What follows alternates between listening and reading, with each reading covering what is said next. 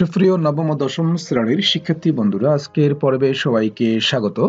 আজকে আমি তোমাদের গণিত বইয়ের চতুর্থ অধ্যায় সূচক ও লগারিদম অনুশীলনী 4.2 এর 5 নম্বর একটি সৃজনশীল প্রশ্ন আছে, সেটি নিয়ে আলোচনা করব। তো শিক্ষার্থী বন্ধুরা, চলো দেখি আমাদের এই সৃজনশীল প্রশ্নটির সমাধান কিভাবে করা যায়।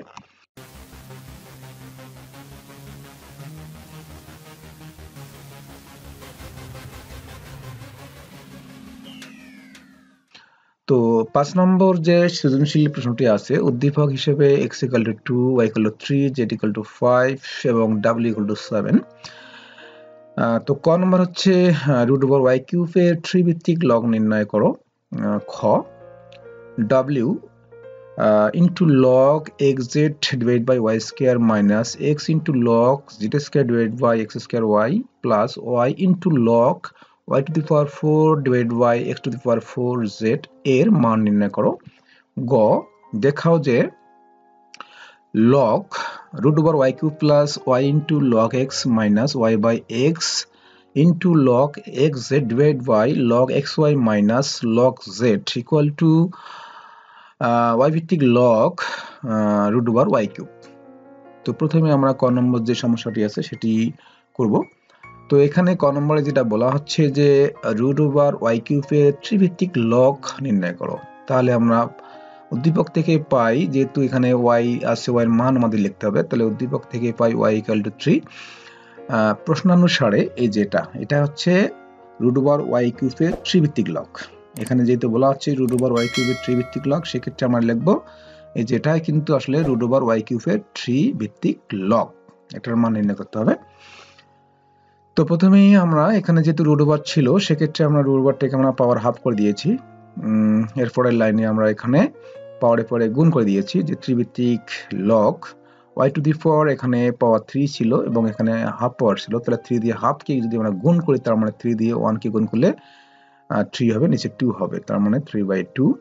এরপরের লাইনে আমরা এখানে y এর মান বসিয়েছি, তো যেহেতু y = 3, তাহলে y এর জায়গায় আমরা এখানে 3 বসিয়েছি। এরপরে আমরা এই যে এখানে যেটা পাওয়ার ছিল সেটা সামনে লিখেছি, কারণ এখানে একটা সূত্র আছে যে a ভিত্তিক log into m to the power r equal to r into a ভিত্তিক log m লেখা যায়। অর্থাৎ এখানে এই যে যেটা পাওয়ার থাকে সেটাকে আমরা সামনে লিখতে পারি। এখন আমরা পরের লাইনে কি করেছি, এখানে এই যে ত্রিভিত্তিক log 3 এটার মান 1 হবে, কেননা সূত্রই হচ্ছে যে a ভিত্তিক log a equal to 1, অর্থাৎ এটা যদি একই হয় তাহলে এইটার মান হচ্ছে 1 হয়, তার সেক্ষেত্রে ত্রিভিত্তিক log 3 এটার মান 1 হবে, 1 লিখেছি। এখন 3/2 দিয়ে 1 কে গুণ করলে 3/2 হয়, অতএব নির্ণয় মান হচ্ছে 3/2। এরপরে খ নম্বর যে সমস্যাটি দেখবো আমরা। তো এখানে আমরা উদ্দীপক থেকে পাই x = 2, y = 3, z = 5, w = 7 লিখলাম। লেখার পরে আমরা এখানে অঙ্কটি লিখব।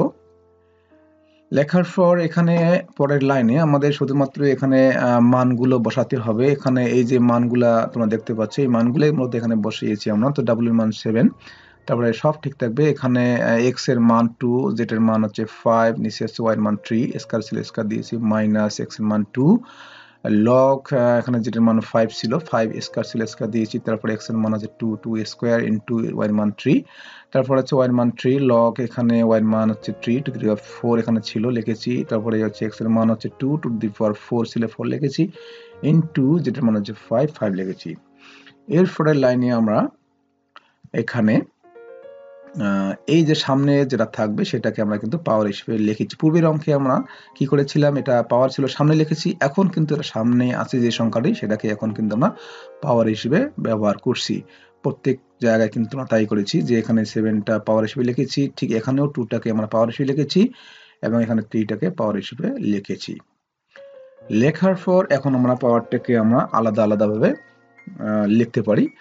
এখানে যেহেতু পাওয়ার 7 ছিল, তো 2 to the power 7 into 5 to the power 7, তারপর নিচে 3 ছিল, তাহলে 3 স্কয়ার ছিল, তাহলে এখানে পাওয়ার পরে গুণ হয়েছে, 7 × 2 = 14, 3 two the power 14 minus log এখানেও আমরা পাওয়ারে পরে গুণ করে দিয়েছি, 5 to the power 2 × 2 = 4, 5 to the পাওয়ার 4, নিচে হবে 2 টু দি পাওয়ার এখানে স্কয়ার ছিল, তাহলে 2 × 2 = 4 হবে, ইনটু 3 এর উপরে পাওয়ার 2 স্কয়ার প্লাস লগ এখানে আমরা 3 টু দি পাওয়ার পরে গুণ হয়েছে, 3 × 4 = 12, 3 টু দি পাওয়ার 12, নিচে হচ্ছে 2, এখানে 4 পাওয়ার ছিল, 3 × 4 = 12 হবে, ইন্টু 5 কিউব।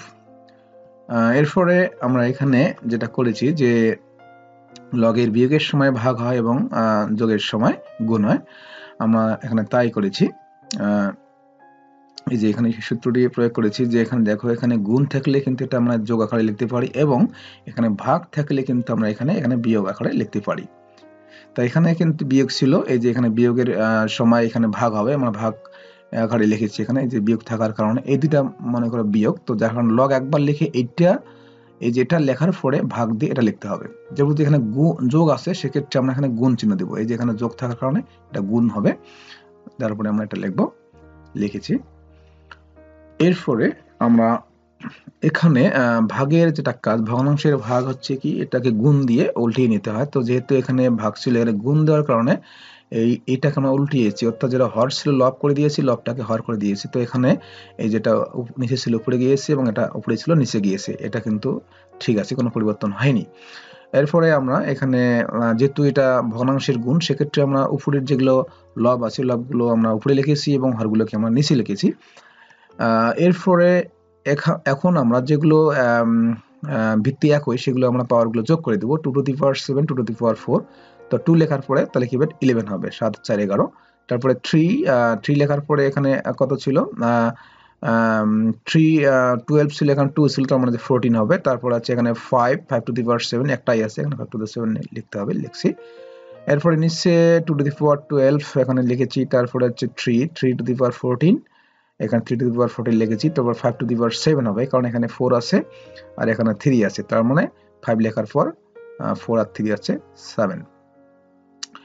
এরপরে আমরা এখানে কেটে দিব, উপরে 5 টু দি পাওয়ার 7, নিচে 5 টু দি পাওয়ার 7। তারপর হচ্ছে এখানে 3 টু দি পাওয়ার 14, এখানে 3 টু দি পাওয়ার 14 কেটে দেব। দেওয়ার পর এখানে যেটা বাকি থাকবে সেটা লিখবো। তো এখানে থাকতেছে 2 টু দি পাওয়ার 11, নিচে 2 টু দি পাওয়ার 12। যদি আমরা কাটাকাটি করি সেক্ষেত্রে কিন্তু উপরে 1 থাকে, নিচে 2 থাকে। কেননা যে 2 টু দি পাওয়ার 11 বলতে বোঝাচ্ছে এখানে উপরে থাকবে 11টা 2 আর নিচে থাকবে 2 টু দি পাওয়ার 12 বলতে 12টা 2। যদি আমরা উপরে নিচে কাটাকাটি করি 2 এ সেক্ষেত্রে কিন্তু উপরে কিন্তু কিছুই থাকে না, 1 লিখবো এবং নিচে কিন্তু আর একটি 2 থাকবে, সেক্ষেত্রে ওই 2টা আমরা এখানে লিখেছি।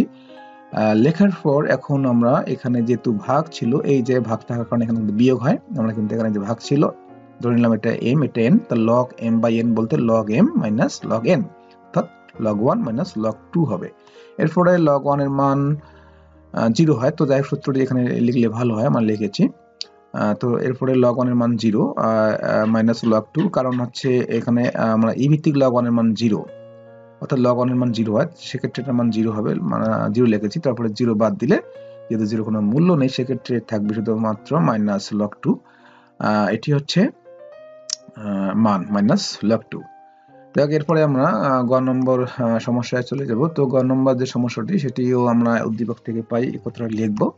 লেখার পর যেহেতু এটা প্রমাণ করতে হবে সেক্ষেত্রে আমরা বাম পক্ষটা আগে লিখবো, বাম পক্ষ লিখলাম। লেখার পরে পরের লাইনে যেটা করতে হবে, পরের লাইনে আমরা শুধুমাত্র পূর্বের অঙ্কটির ন্যায় এখানে আমরা মানগুলো বসিয়েছি, যেখানে y আছে y এর মান বসিয়েছি, এখানে y এর মান ছিল 3 লিখেছি। তারপরে সব ঠিক থাকবে, কোনো পরিবর্তন হবে না, শুধুমাত্র মানগুলো বসাতে হবে। এখানে রুট দেবো, কিউব আছে কিউব দেবো, y এর মান 3 লিখেছি, log x এর মান 2 লিখেছি। তারপর 3x y এর মান এখানে ছিল 3 লিখেছি, x এর মান 2 লিখেছি।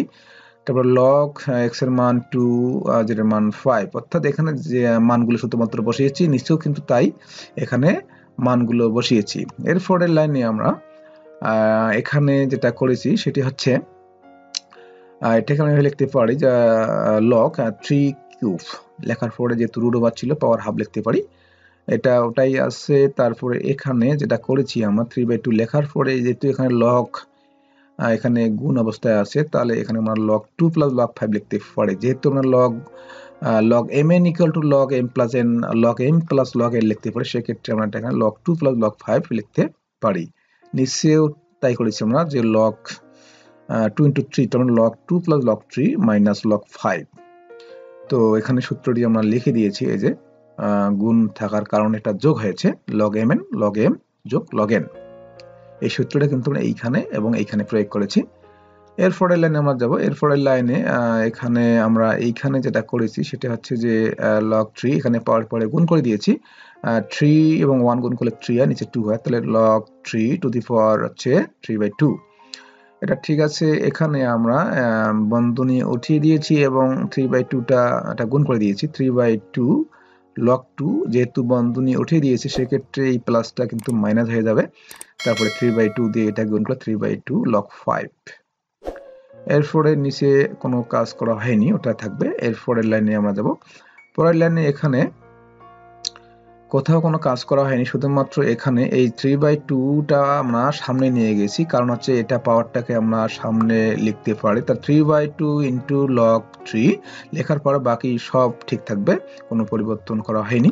তো এখানে আমরা কি করেছি পরের লাইনে, যে এখানে সব ঠিক আছে, শুধুমাত্র এই জায়গা থেকে আমরা log 2 কমন নিয়েছি। এই যে দেখো 3 log 2 মাইনাস 3/2 log 2, তার মানে এখানেও log 2 আছে, এখানেও log 2 আছে, সেক্ষেত্রে আমরা log 2 কমন নিয়েছি।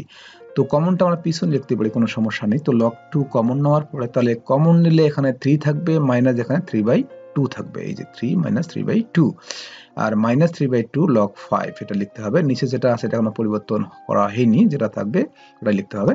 এরপরের লাইনে আমরা এটা নিচে যেটা আছে ওটাই ঠিক থাকলো, এখন উপরে এটা ঠিক থাকবে। তারপর এই যে শুধুমাত্র এই অংশটার কাজ করেছি 3 মাইনাস 3/2, যদি এটা আমরা লসাগু করি তাহলে কত হয়, তাহলে 3/2 হয়। তোমরা আলাদা জায়গায় এটা লসাগু খাতায় কলমে করতে পারো, কারণ যদি আমরা লসাগু করি 3 দুগুণী 6 মাইনাস 3 অর্থাৎ 6 মাইনাস 3/2, 6 মাইনাস 3 হচ্ছে 3, নিচে হলো 2, তার মানে এটা যদি আমরা লসাগু করি তাহলে কিন্তু ফলাফল 3/2 হয়। এখানে আমরা একবারেই লিখে দিয়েছি। তাহলে 3/2 log 2 মাইনাস 3/2 log 5। এখন আমরা পরের লাইনে চলে যাব। পরের লাইনে আমরা এখানে কি করেছি একটা জিনিস খেয়াল করো তোমরা, যে এই উপরে লবে এখানে যে রাশিটা তৈরি হয়েছে এখানে কিন্তু প্রত্যেক জায়গায় কিন্তু 3/2 3/2 3/2 আছে, সেক্ষেত্রে আমরা 3/2 কমন নিয়েছি। 3/2 কমন নেওয়ার পর যেটা থাকবে এখানে log 3 log তো এখানে log কি আছে log 2 log 3 মানে log 5 মানে একবারে সাজিয়ে লিখেছি আর কি। এই যে এখানে log 2 আছে, log 3 আছে, মাইনাস log 5 আছে। তারপরে নিচে যেটা আছে সেটা লিখেছি, লেখার পরে আমরা দেখতেছি যে উপরে নিচে একই, সেটা আমরা কেটে দিতে পারি, কেটে দিয়েছি। কেটে দেওয়ার পর এখানে 3/2 থাকবে। তো আমরা এখন ডান পক্ষে চলে যাব। ডান পক্ষটা ছিল এটা y ভিত্তিক log root over y cube. তো এখানে এখন আমরা এখানে y এর মান বসিয়েছি, y এর মান 3, তারপরে এখানে y এর মান 3 এখানে বসিয়েছি। তারপরে বসানোর পরে এখানে এই যে রুট ওভারটাকে আমরা হাফ লিখেছি পাওয়ার, তারপরে হচ্ছে এখানে পাওয়ার পরে গুণ করে দিয়েছি। এখানে 3টাকে যদি আমরা এটা গুণ করি হাফকে, তাহলে 3/2 হয়। এরপরে আমরা এখানে এই 3/2টা সামনে লিখেছি যেহেতু লেখা যায়। এরপরে আমরা এটার মান 1 লিখেছি যাতে এটার মান 1, অতএব 3/2। তো এখানে আমরা লক্ষ্য করছি যে এখানে বাম পক্ষে যেটা আমরা মান পেলাম 3/2, ডান পক্ষেও কিন্তু একই মান পেয়েছি 3/2, তার মানে বাম পক্ষ সমান ডান পক্ষ দেখানো হলো। তো শিক্ষার্থী বন্ধুরা, এই হচ্ছে আজকে এই 5 নম্বর সৃজনশীল প্রশ্নের সমাধান। আশা করি তোমরা শুরু থেকে শেষ পর্যন্ত আমার সঙ্গেই ছিলে এবং এতক্ষণ থেকে আমি যা আলোচনা করেছি এবং বোঝানোর চেষ্টা করেছি তোমরা বুঝতে পেরেছো। তো এতক্ষণ থেকে আমার সঙ্গে থাকার জন্য সবাইকে ধন্যবাদ। সকলের জন্য আমি শুভ কামনা করছি।